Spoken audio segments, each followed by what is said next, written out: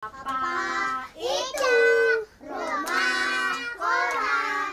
Rumah koran tempat belajar petani. Untuk apa berpendidikan tinggi tapi ujung-ujungnya jadi petani. Tetapi bagi saya tentu itu hal yang sangat menarik, hal yang tentu menjadi tantangan yang harus diperjuangkan. Belajar menulis, ayo belajar mengeja. Dalam siklus tanam itu, siklus panen, kemudian kami mampu menghasilkan puluhan ton atau bahkan ratusan ton sayuran yang mampu dihasilkan di desa ini.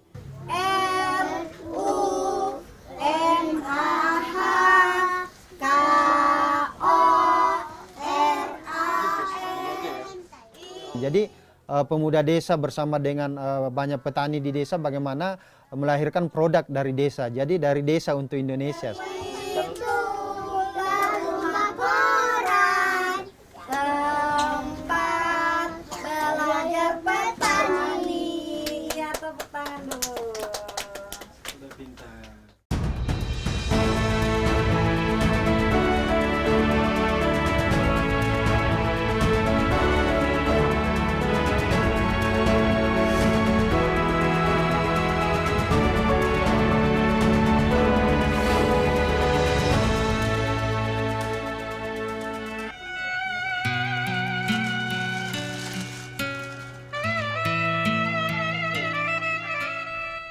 Bagi sebagian orang, koran bekas masih dapat digunakan untuk berbagai macam pekerjaan rumah tangga. Tak sedikit juga yang membuang koran-korannya setelah selesai dibaca. Namun, hal tersebut tidak berlaku bagi sekelompok kecil masyarakat di desa Kanreapia, Kabupaten Goa, Sulawesi Selatan.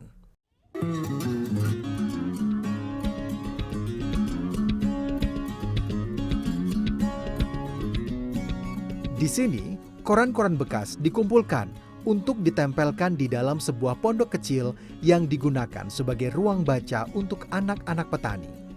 Ruang baca ini diberi nama Rumah Koran. Rumah Koran didirikan oleh Jamaluddin Daeng Abu bersama rekan-rekannya pada 2014. Pada awalnya, ia mendapatkan koran bekas dari kantor-kantor pemerintahan dan swasta di Kabupaten Goa. Lulusan Magister Manajemen Universitas Muslim Indonesia Makassar ini menyediakan wadah pendidikan bagi anak-anak petani di desa Kanreapia. Pondok kecil yang sebelumnya dibangun oleh orang tua Jamal dan digunakan sebagai kandang ternak, diubah menjadi tempat anak-anak petani desa belajar membaca dan menulis. Menurut Jamal, koran digunakan karena merupakan sumber bacaan yang inspiratif, tanpa batasan waktu. Selain itu, tak sulit menemukan koran bekas di daerah Kanreapia.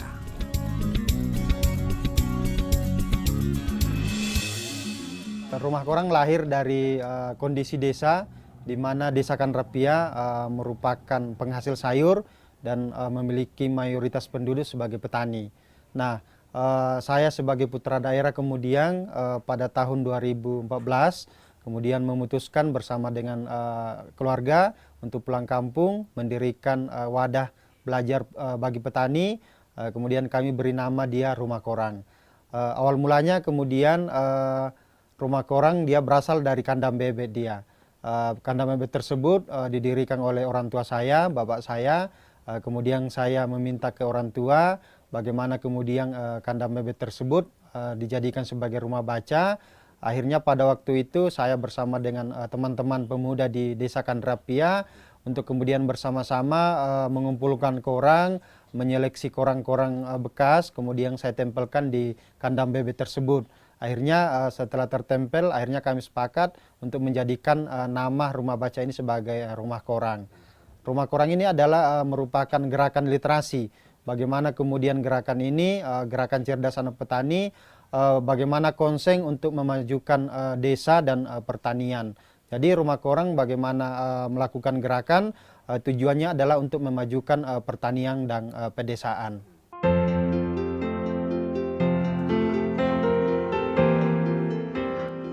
Hingga saat ini, sudah lebih dari 100 anak yang pernah belajar baca tulis di Rumah Koran.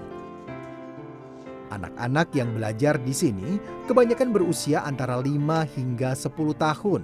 Jamaluddin ingin generasi penerus petani di desa Kanreapia mendapatkan pendidikan dengan cara yang sesuai dengan lingkup hidup para petani. Menggunakan alat-alat seadanya, anak-anak bisa belajar sambil bermain di rumah koran. Materi yang diajarkan pun mencakup hal-hal dasar, seperti mengenal angka dan huruf, dan belajar mengaji. Saya kan khusus di PAUD sederajat ya.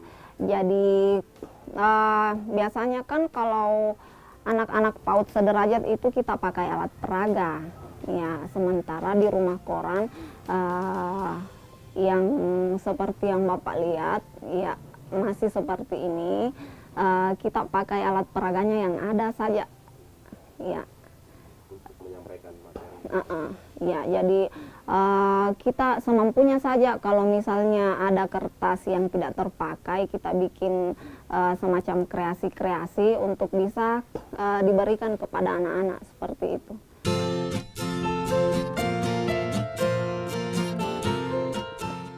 Anak-anak petani juga ditanamkan rasa kepedulian untuk menjaga kebersihan dan kelestarian lingkungan. Didampingi oleh para orang tua, anak-anak dibawa ke sungai tak jauh dari desa mereka. Saat anak-anak bermain, guru-guru menyelipkan pesan mengenai pentingnya menjaga kebersihan lingkungan sekitar.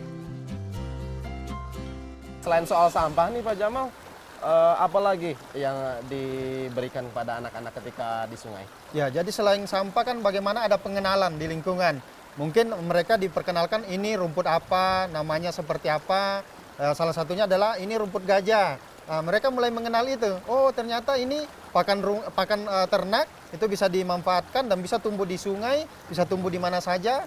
Kemudian bagaimana mereka menghitung batu di sungai, baca buku di sungai, berdiskusi di sungai. Dan tujuan utamanya sih adalah gerakan literasi lingkungan. Bagaimana peduli dengan lingkungan. Dan juga mungkin dekat langsung dengan alam seperti itu Pak Ya, Jamal, jadi mereka didekatkan dengan alam supaya mereka bisa membaca bahwa potensi desa mereka di Desa Kanreapia itu sangat luar biasa, tetapi harus dijaga. Jamal tak ingin anak-anak generasi penerus petani di desanya tumbuh kembang tanpa kepedulian terhadap lingkungan sekitar. Hal-hal sederhana seperti menghentikan kebiasaan membuang sampah sembarangan dan pengenalan terhadap tumbuh-tumbuhan diharapkan dapat tertanam dalam pemikiran anak-anak petani Desa Kanreapia sejak dini.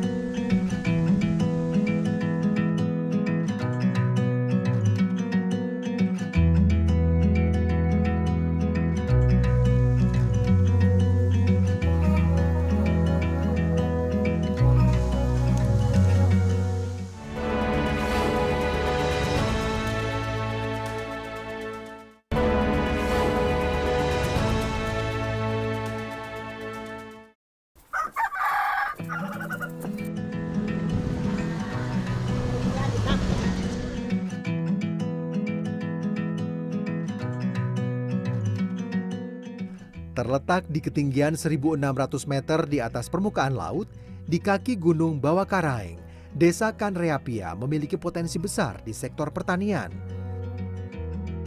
Dengan luas hampir 1.800 hektar, sebagian besar penduduk Desa Kanreapia berprofesi sebagai petani.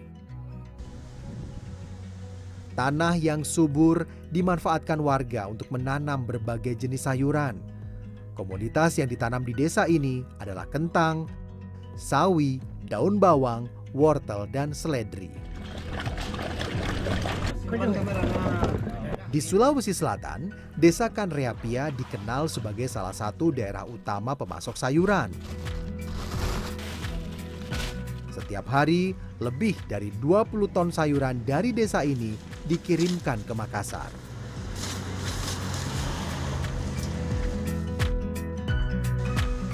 Selain menyediakan ruang belajar dan bermain bagi anak-anak petani, Jamaluddin juga giat melakukan edukasi terhadap petani muda di Desa Kanreapia.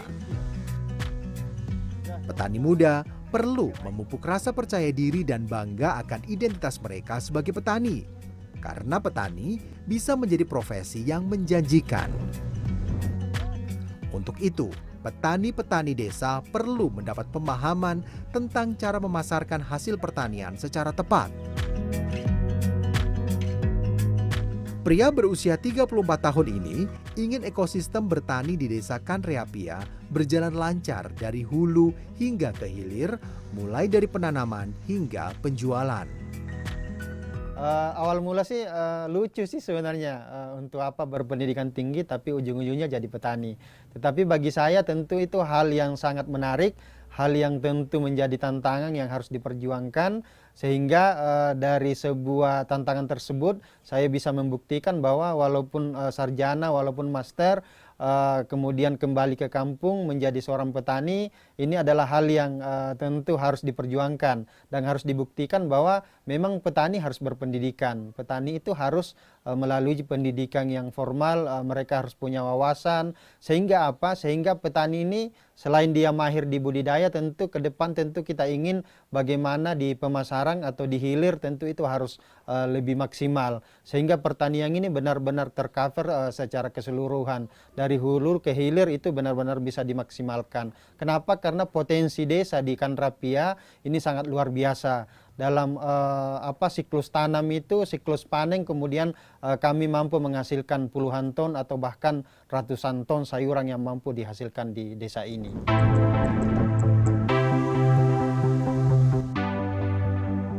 Di sisi lain, petani yang sudah sepuh juga banyak yang belum bisa membaca dan menulis. Hal ini menghambat proses bertani yang baik. Tak jarang, petani memberikan pupuk tanpa mengindahkan aturan pemakaian, hanya karena mereka tidak bisa membaca aturan pakai yang terdapat di kemasan produk. Kepada mereka, Jamal mensosialisasikan cara menanam dan pemakaian pupuk sesuai dosis yang dianjurkan. Kurang nih kisah yang Ya, set reja. saya dreji, Set reja. pemantunya baterolo. Iya, betul. Salah tagandak ke dosisna. Berarti salah betul Salah ya menjadi biasa tanam-tanamnya tangan nunna, vitaminna, kakurangi. Biasa sepira sering. Biasa padan nih. Ini kan dengan nih kondre tulisan tak dua patungku. Patungku kan dari sariangi si kompa. Berarti salah betul campur. Salah injo. Ini menjo rangi minjung kotak dua puna nganu tawa. Sempur salo. Supaya gambar tung tanam-tanamnya kan lagi vitaminna. Tena nagana. Tena. Tambah minjo.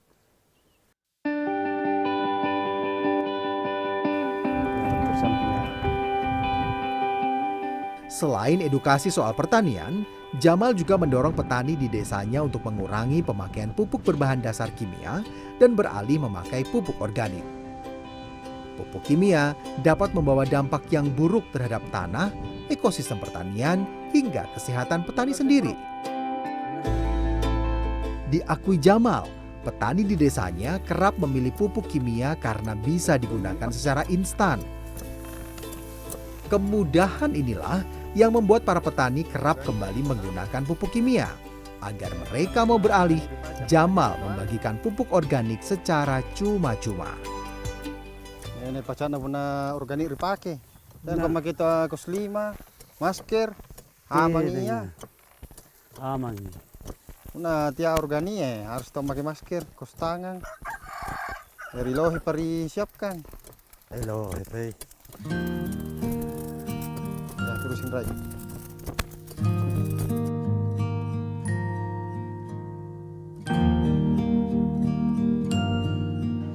Terlahir di keluarga petani, ayah satu orang anak ini juga ingin mewariskan nilai-nilai hidup tani kepada sang anak. Langkah Jamal menginisiasi rumah koran tak lepas dari dukungan keluarga, khususnya sang istri. Karena kami juga suka kerja sosial, ya intinya untuk masyarakat.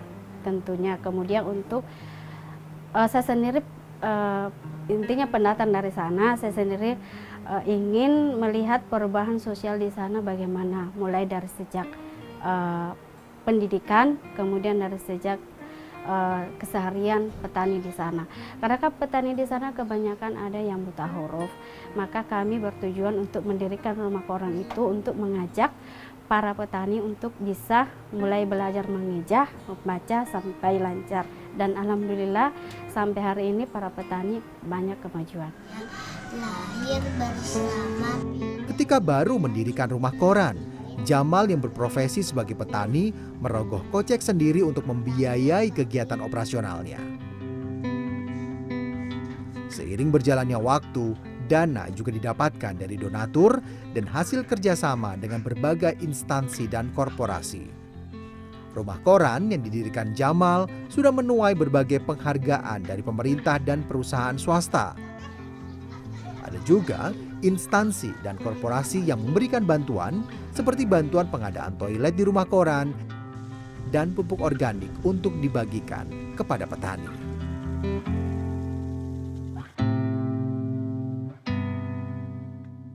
Petani dari Karapia tetap sayurnya tetap selalu segar, subur, dan begitu pula orangnya tetap selalu sehat walafiat, panjang umurnya, dilimpahkan rahmat rezeki hidayah oleh Allah Subhanahu Wa Taala, dilindungi selalu dimanapun beliau berada. Semoga beliau dari petani Karapia tetap selalu dilindungi oleh Yang Maha Kuasa. Amin ya Rabbal Alamin.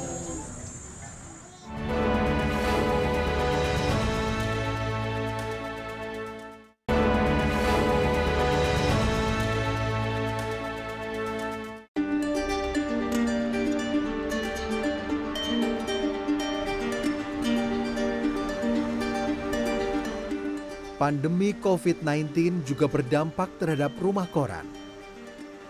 Karena pembatasan aktivitas masyarakat, tak ada aktivitas yang bisa dilakukan di rumah koran. Dalam kondisi seperti itu, sebagai petani, Jamaluddin mencoba membantu mereka yang mengalami kesulitan pangan. Ia menggagas gerakan yang dinamakan Sedekah Sayur. Para petani di Desa Kanreapia memberikan sayur hasil tanam mereka untuk disalurkan ke panti-panti asuhan di Makassar dan sekitarnya.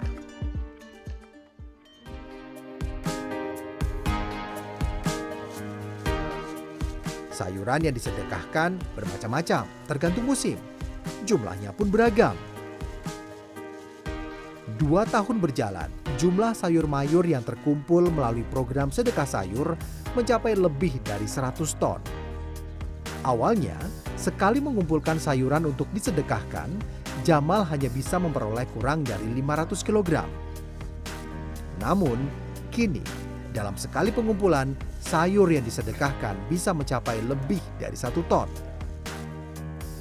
Sayur-sayur yang disedekahkan biasanya adalah jenis sayuran yang produksinya berlimpah dan sedang mengalami penurunan harga. Daripada hanya terjual dengan nilai rendah, sayur-sayuran tersebut disumbangkan.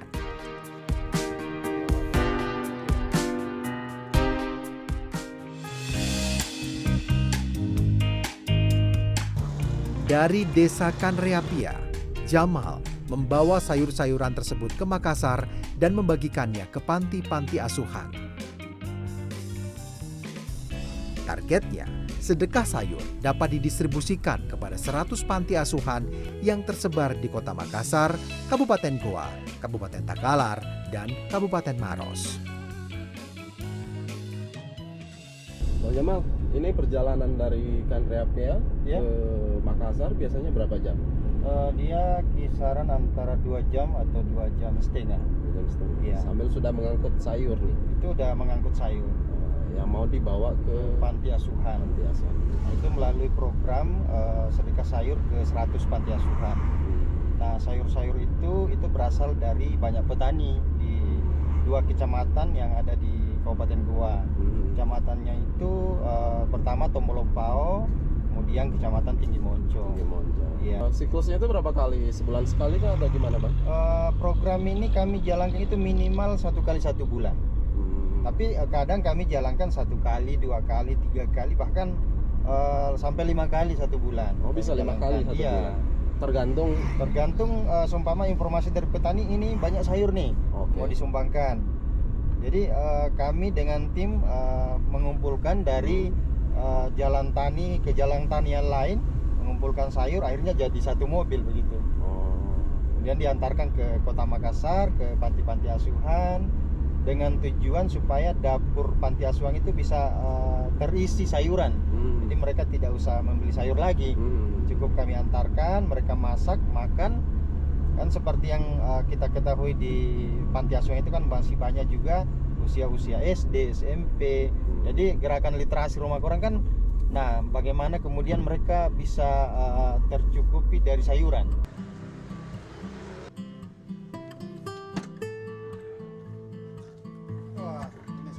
Jamal tak bekerja sendirian. Ia dibantu beberapa relawan dari kalangan mahasiswa dan pelajar.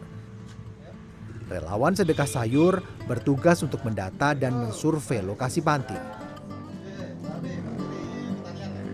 Saya itu kenal beliau sejak tahun 2019 melalui senior saya, namanya Pak Suardi. Di warkop ji Pak, di pinggir-pinggir jalan biasa begitu. Saya tidak tahu dari awalnya beliau sebagai pasukan sedekah sayur, tetapi karena saya perhatikan hari-harinya beliau, konten-kontennya, makanya saya juga berminat gitu. Menurut Abang sosok Bang Jamal itu orangnya seperti apa? Oh, kalau menurut saya beliau ini memperhatikan kemanusiaan.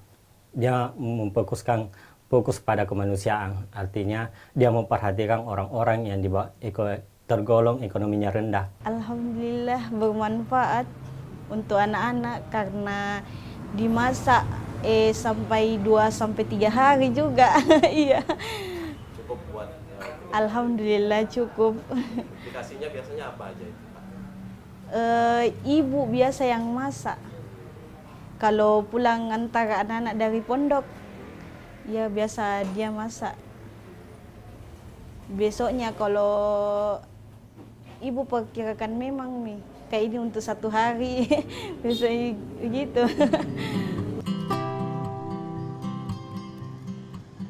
Sebenarnya, sudah lebih dari 100 panti asuhan yang sudah disambangi Jamaluddin. Tetapi jumlah itu tak penting benar baginya. Petani dari Karapia tetap sayurnya tetap selalu segar, subur, dan begitu pula orangnya tetap selalu sehat walafiat, panjang umurnya, dilimpahkan rahmat rezeki hidayah oleh Allah Subhanahu Wa Taala, dilindungi selalu dimanapun beliau berada. Semoga beliau dari petani Karapia tetap selalu dilindungi oleh Yang Maha Kuasa. Amin ya Rabbal Alamin. Tentu harapan kami ke depan tentu dari tujuan awal adalah bagaimana desa itu bisa maju, pertanian itu bisa maju, dan bagaimana kemudian semakin banyak kemudian generasi muda yang mau terlibat. Salah satunya adalah bagaimana program sedekah sayur, jadi petani dermawan bisa lahir, mereka dapat keuntungan dari hasil budidaya, tetapi mereka juga bisa bersedekah sehingga untuk dunia dapat, akhirannya juga bisa dapat.